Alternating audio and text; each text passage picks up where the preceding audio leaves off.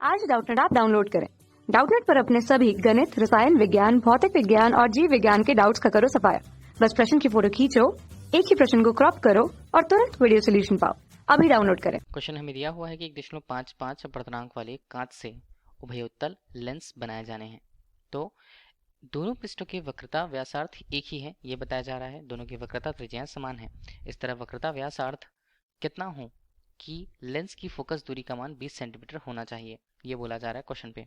ठीक है, हुआ है। उसके लिए हम पहले देख लेते हैं कि हमारे पास एक मुख्य अक्ष पहले तो, और उस पर एक उभयोत्तल लेंस रखी हुई है। एक तरह से हम उसे कहें तो उत्तल लेंस ही हम उसे कहते हैं।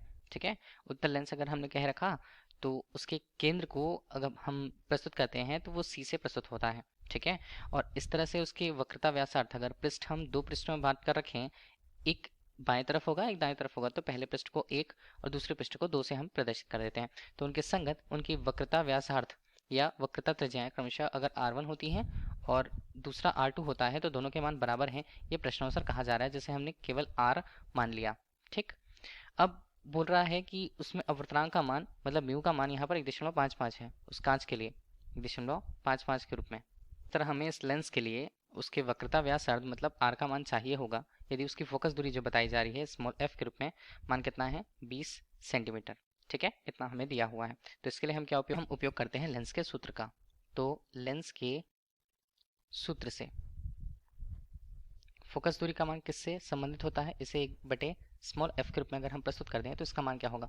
इसका मान होगा यहाँ पर म्यू ऋण 1, जिस माध्यम पे प्रकाश आपतित हो रही है और उस माध्यम के अंतर्गत उसके पृष्ठों के वक्रता त्रिज्याओं का जो यहाँ पर मान होगा, यहाँ पर उनका अंतर होगा, उसे ही हम क्या कहते हैं, लेंस का सूत्र हम कहेंगे। ठीक है, अब देखिए R का मान अलग अलग पृष्ठों के लिए चिन्ह परिपाटी के अनुसार R का मान अलग अलग होगा। मान लीजिए अगर हमने R1 के रूप में ले रखा है एक मान को, तो उसका संख्यात्मक मान तो R के बराबर है।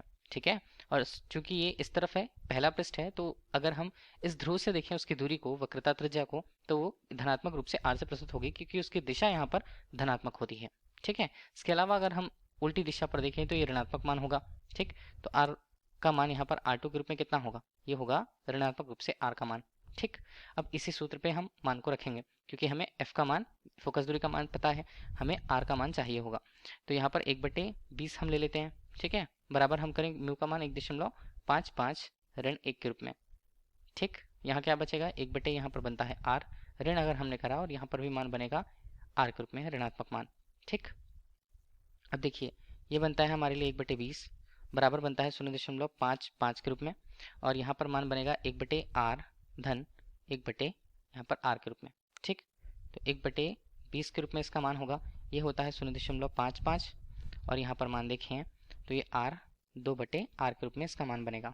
ठीक है, तो अगर हम यहाँ पर कैपिटल R का मान हमें चाहिए 0.55 गुणा हमने 2 करा और यहाँ पर 20 का गुणा कर दिया, तो हल करने के बाद हमारे पास आता है 22 सेंटीमीटर के रूप में। तो ये 22 सेंटीमीटर। ठीक है, यही हमारे इस प्रश्न का उत्तर होगा जो वक्रता त्रिज्या के मान हमें ज्ञात करने कहा गया था।